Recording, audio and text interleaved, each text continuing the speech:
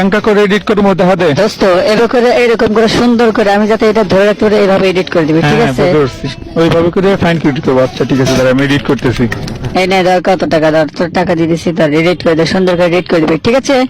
যত টাকা লাগে নেই, অনেক টাকা আছে এখানে। আচ্ছা ঠিক আছে, দেখি আমি এডিট করতেছি, দাঁড়া দেখ আমার এডিটের কামাল দেখ কিরকম হয়েছে।